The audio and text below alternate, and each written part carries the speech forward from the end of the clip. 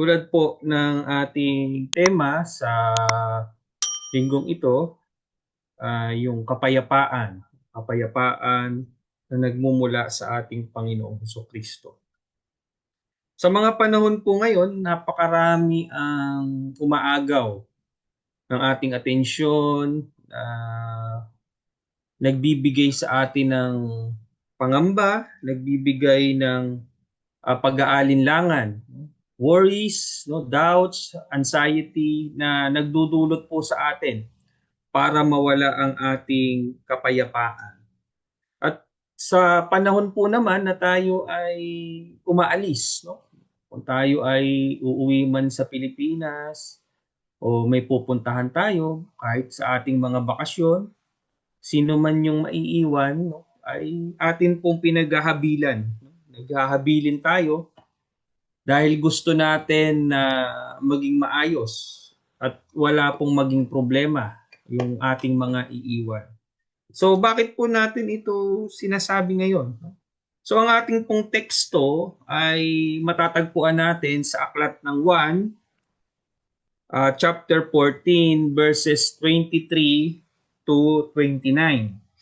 At ito po ay may kinalaman doon sa pag-alis ng ating Panginoon. Ito po yung bahagi nung tinatawag na farewell, no? Farewell discourse, no? Hindi yung farewell to you my friend. No? Alam niyo ba 'yon? Siguro yung marami sa inyo kumanta ng nung high school, no? Nung mga batang 90s diyan. Yung farewell to you my friend. Yun yung mga team song pag mga graduation, ano. So, ito po yung bahagi ng napakahabang talumpati ng ating Panginoong Hesus bago siya umalis. Na ibinigay niya po ito sa kanyang mga alagad nung panahon na bago po siya maipako sa krus, no?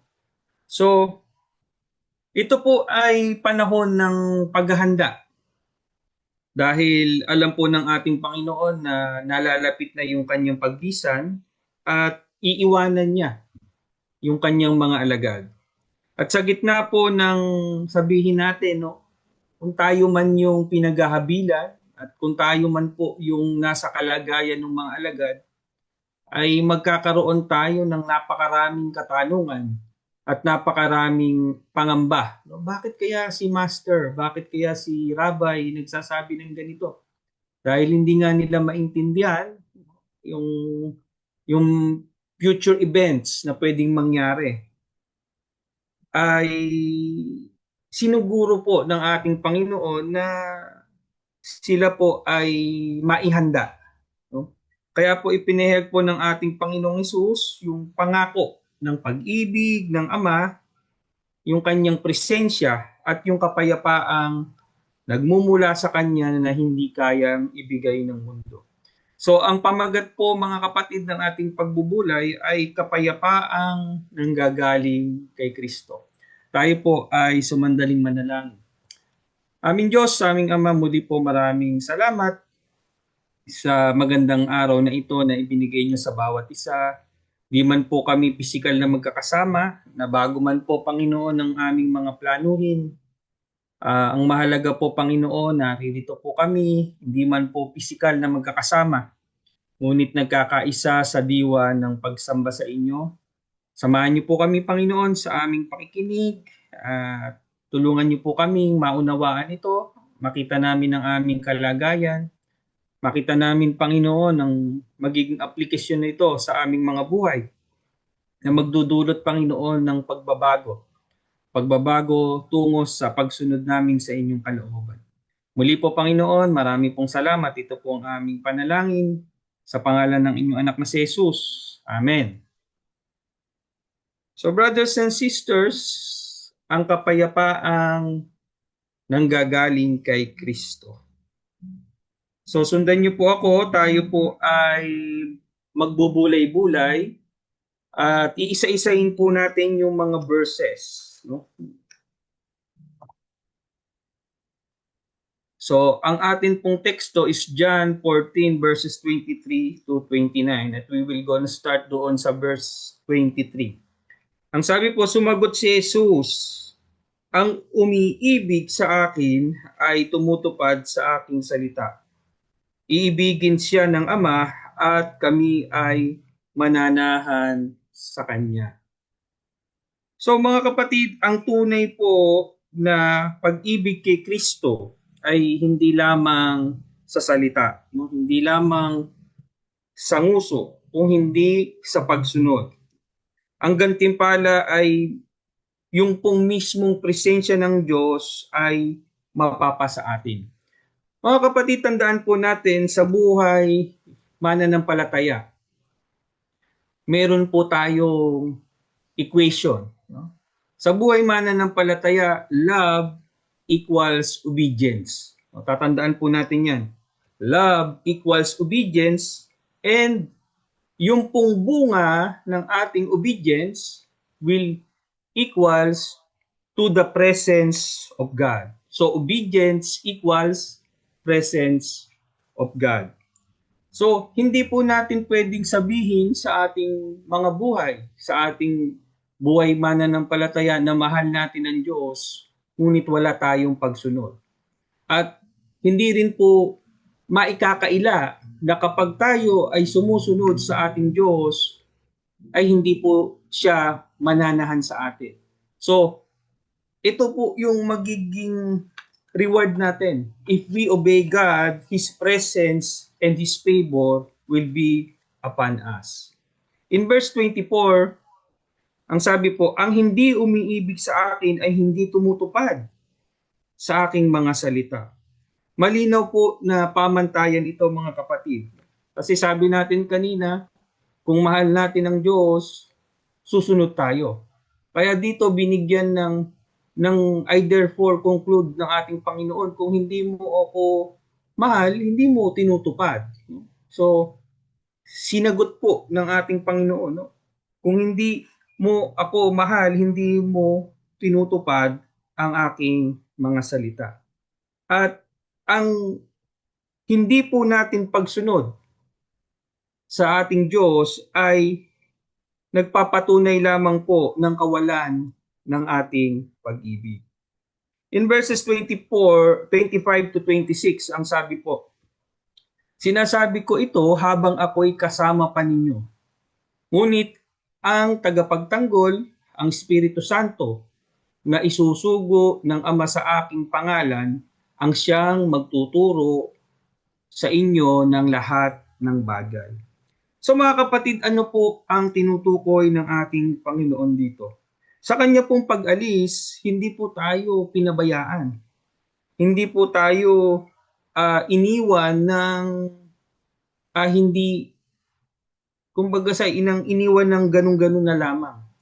Isinugo po ng Ama ang banal na Espiritu sa pangalan po ng ating Panginoong Hesus upang patuloy tayong turuan at paalalahanan sa kanyang mga salita. Meron po tayong tulong.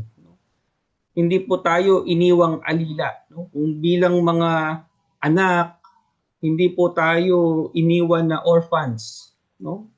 And the Holy Spirit ang sinasabi po dito. At siya po yung ating comforter, siya ang ating counselor, siya ang ating helper. At yun po ang trabaho. Ito po yung magandang maunawaan natin bilang mga mananampalataya na hindi man po natin physically ang ating Panginoong Hesus nung siya ay muling nabuhay, umakyat sa langit.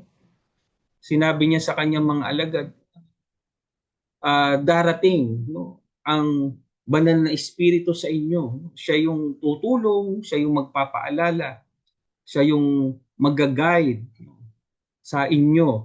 At sa atin bilang mga mananampalataya, ito po yung kasama natin ngayon sa ating makabagong panahon. Hindi man natin nakikita ang Diyos, hindi man tayo nabuhay ng mga unang panahon, ngunit ito po yung pinangahawakan natin bilang mga mananampalataya na ang banal na Espiritu ay nasa sa atin. At siya po yung ating gabay, siya po ang ating tulong. In verse 25, 27, ang sabi dito, kapayapaan ang iniiwan ko sa inyo. ang aking kapayapaan ang ibinibigay ko sa inyo.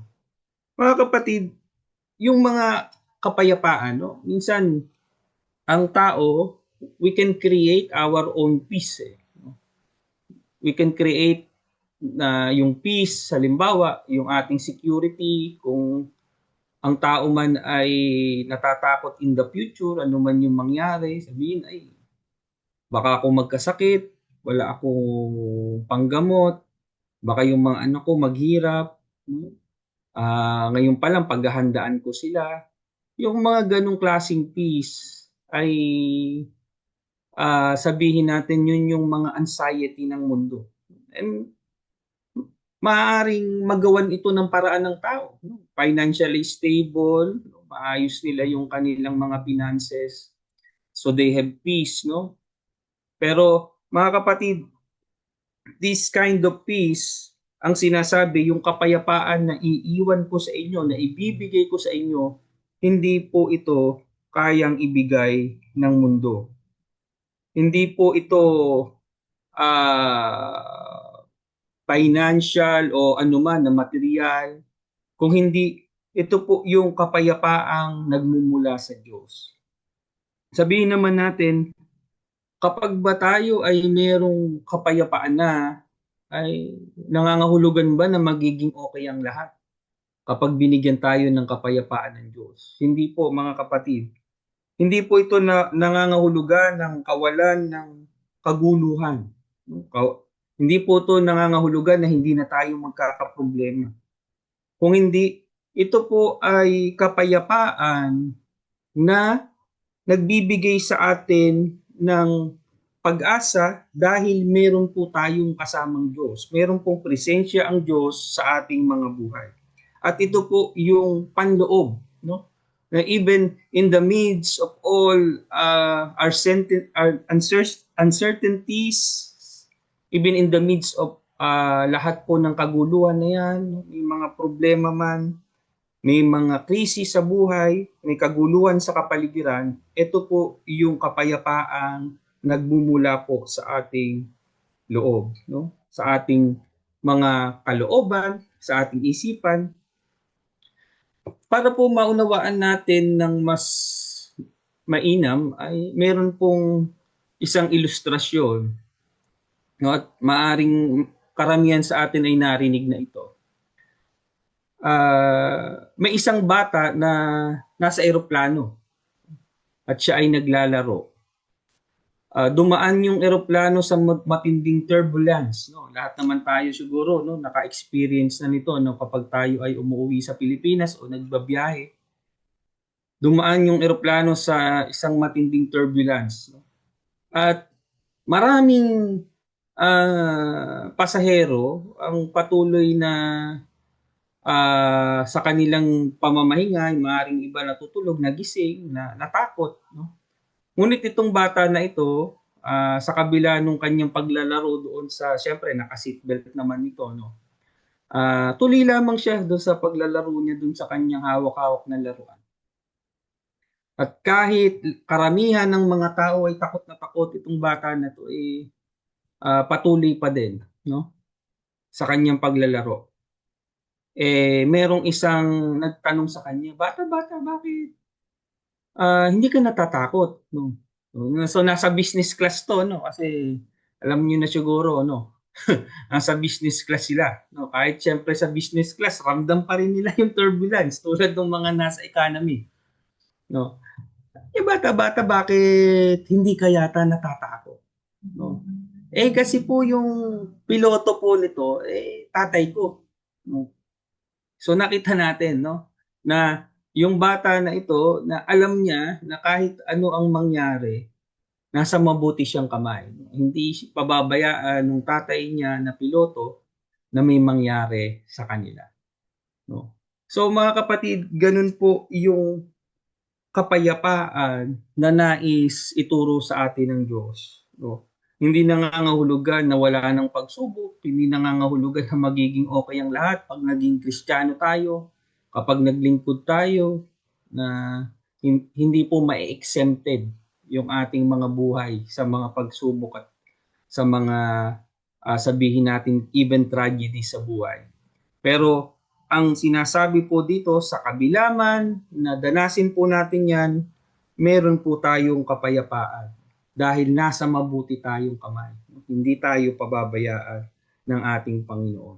So, hindi lamang po ang pangako ng kapayapaan kung hindi paghahanda in the future. Ang sabi po doon sa John 28 to 29, sa kanyang pag-alis, ang sabi po ng ating Panginoon, ako'y aalis, ngunit ako'y babalik sa inyo. Sinasabi ko na ito ngayon pa lamang upang kung mangyari na ay maniwala kayo. So mga kapatid, ang layunin po ng mga pangakong ito ay upang manatili ang pananampalataya ng mga alagad. At sinabi po ng ating Panginoon, sa kabila ng pagpapaalam, siya ay babalik. Hindi po para sila iiwan, kung hindi para sa paghahanda. So kung babalikan po natin yung verses dito sa chapter 14, dito po din sinabi ng ating Panginoon yung madalas po nating marinig in mga funeral sermons, no? Sa mga funeral ceremony, doon sa verses 1 to 3, na ang sabi, in my Father's house are many mansions. Yung sa pag-alis po ng ating Panginoon, hindi po siya umalis para iwan, kung hindi para ihanda yung kalalagyan ng kanyang mga disipulo. At sa atin po bilang mga mananampalataya, pinaniniwalaan po natin ito na yung paghahanda na ito ng ating Panginoon ay para din po sa atin, for us to prepare our eternal destiny. No? Sabi, I go to prepare a place for you. Yun po ang sabi ng ating Panginoon.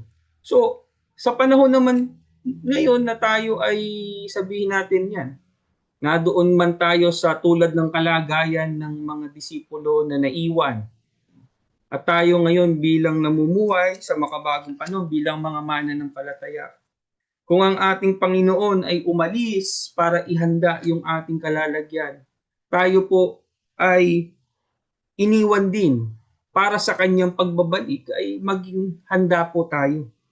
At tayo po ay magiging handa sa pamamagitan po ng pagpapalakas ng ating pananampalataya.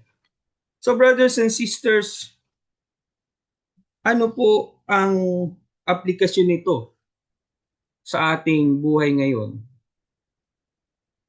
Sa panahon po ng mga krisis, sa panahon po ng kalamidad, dumarating yung mga karamdaman, ang sabi po ay bibigyan po tayo ng pangako ng kapayapaan. Sa gitna ng kaguluhan ng mundo, may kapayapaan tayong hindi matitinag. Kapayapaang hindi po nakabase sa balita o sa ekonomiya, kung hindi sa presensya ng Diyos sa ating mga buhay. So, as we continue our journey, our Christian life, our Christian journey, mga kapatid, no, as we learn to love God, we obey more. At sa ating pagsunod, ang Diyos ay nananatili sa atin. At kung dumarating man yung mga krisis na ito, mga kapatid, alam natin na kasama natin ang Diyos. Sa panahon ng kawalan ng pag-asa, alam po natin na ang banal na Espiritu ay kasama natin. Hindi po natin kailangang harapin ang buhay ng mag-isa. Hindi po tayo nag-iisa, mga kapatid, dahil meron po, nadyan po ang banal na Espiritu na patuloy tayong tinuturuan, patuloy tayong pinalalakas, at hindi po tayo pinababayaan. Dahil mga kapatid, siya po ang nagpapaalala lagi ng lahat ng pangako ng Diyos sa atin. Kaya po, mga kapatid, sa role ng banal na Espiritu, ang sabi po ay pinapaalalahanan niya tayo sa mga pangako ng Diyos. Kaya mahalaga po mga kapatid yung pag-aaral din natin. Ang sabi po ng mga nag-aaral ng Biblia, mahigit sa 7,000 pangako ang nasa Biblia. Pangako ng Diyos sa tao. So brothers and sisters, kung hindi po natin alam itong mga pangako na ito, ano po yung ipapaalala sa atin ng banal na Espiritu? Ang sabi po, siya po yung magpapaalala. So mahalaga po na marami rin tayong alam ng mga pangako ng Diyos. No? Hindi man natin malamang lahat ng 7,000 pangako na ito. Ang mahalaga po, we have enough. No? Meron tayong sapat na kaalaman sa mga pangako ng Diyos na magbibigay sa atin ng pag-asa. Sa panahon po ng mga disunity, sa panahon ng division, ng galit, at sa kawalan ng responsibilidad ng lipunan mga kapatid, tayo po na mga tagasunod ni Kristo, ang mga dapat makitaan ng pagsunod sa kanyang salita, pagmamahal, pagpapakumbaba, at pagkakaisa. So, nakakalungkot man sa ating kapaligiran ang daming pagkakagalit-galit, pagkaaway-away, maging sa ating gobyerno, sa ating pamunuan, ay nakakasabihin natin, nakakadismaya man. No? Ngunit tayo bilang mga mananampalataya, wala man tayong kapangyarihan, no, na mabago yung ating sistema sa gobyerno, ngunit sa atin pong mga sarili, no, we can start within. Tayo pong mga mananampalataya, magpatuloy lamang tayo sa ating pagmamahalan, sa ating pagpapakumbaba, pagkakaisa, panalangin po natin yung ating kapaligiran, yung ating sitwasyon. At anuman po yung mga dumarating, ang mahalaga po, we have done our part. So ano po yung mga hamon sa atin mga kapatid? Tayo ba ay tapat sa pagsunod sa kanyang salita? Nararanasan ba natin ang kapayapaang mula kay Kristo? O tayo po yung abalang-abala? O tayo yung unang-una na nawawalan ng kapayapaan? O are we those people? No? Tayo ba ay tulad ng mga tao na nakaasa yung ating kapayapaan doon sa mga panandaliang security ng mundo? Like material things, possession, or anumang mga security na yan. No, tandaan po natin na iba yung security na binibigay na kung kapayapaan na nagmumula sa ating Panginoon. So tinanggap po ba natin yung paggabay ng banal na Espiritu sa araw-araw? Madalas po nating marinig na as Christians, we must surrender. Kailangan po mayroong total surrender sa ating mga buhay. No? Hindi po na yung ating mga sarili ang nasusunod, kung hindi dapat po yung presensya ng banal na Espiritu sa ating mga buhay, yung kanyang katwiran, yung atin ang sinusunod sa ating pang-araw-araw na buhay. Sa atin pong pagwawakas mga kapatid, sa panahon ng kaguluhan, sa pangangamba, sa panahon na mayroong pangamba, tandaan po natin yung salita ng ating Panginoong Hesus. Yung unang-una po doon sa verse 1 na huwag mabagabag ang inyong mga puso. Ang kapayapaan ni Kristo po ay sapat. Sapat para sa ating pang-araw-araw na buhay. Siya po ay hindi malayo. Siya ay nananahan sa atin sa pamamagitan ng banal na Espiritu. Kaya po magpatuloy tayo sa pag-ibig, sa pagsunod, at sa pananampalataya. Dahil sa ating pong pag-ibig, pagsunod, at pananampalataya, kakamtin po natin ang kapayapaan na nanggagaling kay Kristo. Sa pangalan ng Ama, ng Anak, at ng Banal na Espiritu. Amen.